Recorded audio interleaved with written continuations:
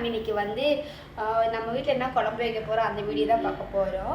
சலிப்பாக இருக்கா எங்கள் வீட்டில் என்ன குழம்பு வைக்க போகிறோன்னு பார்த்து நாங்கள் வைக்கிற குழம்பு வந்து ஒவ்வொரு குழம்பும் வந்து தமிழ்நாட்டு சேர்ந்த குழம்பு இல்லை. அதாவது தமிழ்நாட்டு ஸ்டைல் வைப்பாங்களா அந்த குழம்பே இல்லை.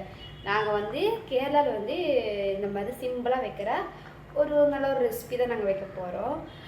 அது சேர்ந்து தான் முட்டை கிரேவி. அது வந்துட்டு எங்கள் ஊரில் ரொம்ப ஃபேமஸ்ஸு. அப்பத்துக்கு அப்புறம் இடியாப்பத்துக்கு அதில் தான் சாப்பிடுவாங்க. நம்ம இன்றைக்கி தான் சாதத்தோடு சாப்பிட போகிறோம், சாப்பாடோடு சேர்ந்து பேசி சாப்பிட போகிறோம். அது வந்துட்டு இன்றைக்கி அக்கா தான் வைக்க போகிறாங்க. அது எப்படி வைக்கிறாங்கன்னு நமக்கு பார்க்கலாம் வாங்க. ஃபஸ்ட்டு வந்து நம்ம பெரிய வெங்காயம் எடுத்துக்கலாம். எனக்கு ரொம்ப தேவையானது பெரிய வெங்காயம் தான், அதுதான் டேஸ்ட்டு கொடுக்கும். அதனால் நம்ம ஒரு 4-5 எடுத்துக்கலாம். 4-5 பத்தாது, 2-3 எக்ஸ்ட்ராவே எடுக்கணும். ஏன்னா எங்கள் வீடு ரொம்ப குட்டி குட்டியாக இருக்கா, அதனால் இது பத்தாது. அதனால் ஒரு 3-4 எக்ஸ்ட்ராவே எடுத்திருக்கேன். நான் வந்துட்டு இப்போ தான் சாப்பாடு வடித்தேன். நாங்கள் எப்பயுமே வடித்த சாப்பாடு தான் சாப்பிடுவோம், அதுதான் உடம்புக்குமே ஆரோக்கியம். நாங்கள் எப்பயுமே இப்போலேருந்தே சின்ன வயசாக இருக்கும்போதே நாங்கள் வந்து வடித்து தான் நாங்கள் சாப்பிடுவோம். எங்களுக்கு அதுதான் பிடிக்கும். நான் இங்கே வந்து ஷீட்டு போட்டிருந்தேன் இதே மாதிரியே. அது வந்துட்டு சூடு பண்ண எண்ணெய் வந்து இது வைக்கவும் அது அப்படியே உருகிருச்சு. அதை நேதியாக நான் கிழிச்சு போட்டேன். வேற ஒன்று ஆர்டர் போட்டிருக்கேன். இதே மாதிரி கலர்லேயே பிங்க் கலரில் ஆர்டர் போட்டிருக்கேன், அது வந்துடும். முட்டை கிரேவிக்கு தேவையானது முட்டை தான். நம்ம முட்டையை வந்து வேக வச்சிடலாம். இப்போ வந்து நம்ம எல்லாமே கட் பண்ணி எடுத்துட்டோம். வெங்காயத்தில் நம்ம வந்துட்டு ஒன்று விட்டுட்டோம், பூண்டை விட்டுட்டோம், அப்புறம் இஞ்சி விட்டுட்டோம். இதெல்லாம் மறந்துடாதீங்க. எல்லாம் கட் பண்ணிக்கிட்டோம். ஆக்சுவலி ஃபஸ்ட்டு எல்லாம் எடுத்துகிட்டு பாத்திரத்தில் போட்டு அதுக்கப்புறம் தான் உரிப்பாங்க. என்ன பண்ணுற இது நம்ம முட்டை வந்து உரிக்கிறதுக்கு ரெடி ஆகிட்டோம், வெந்துருச்சு. அவ்வளோதான், முட்டை தொண்டெல்லாம் உரிச்சாச்சு. இனிமேல் வந்து குழம்பு வைக்க வேண்டியதான்.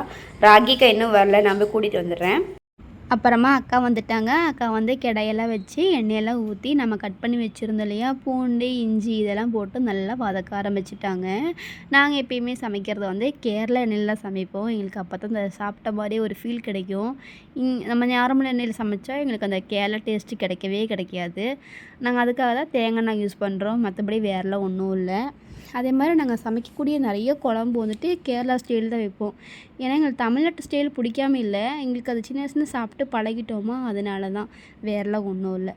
அப்புறமா நம்ம கருவேப்பிலையெல்லாம் போட்டு மிளகாத்தூள், மஞ்சத்தூள், உப்பு, கொஞ்சம் உப்பெல்லாம் போட்டுட்டு நல்லா வதக்கி விட்டுக்கணும். நல்லா வதக்கி விட்டதுக்கப்புறமா அந்த வெங்காயம் வேகும் இல்லையா, அதுக்கேற்ற மாதிரி கொஞ்சம் தண்ணி ஊற்றிட்டு நல்லா கப்புன்னு மூடி வச்சுக்கணும்.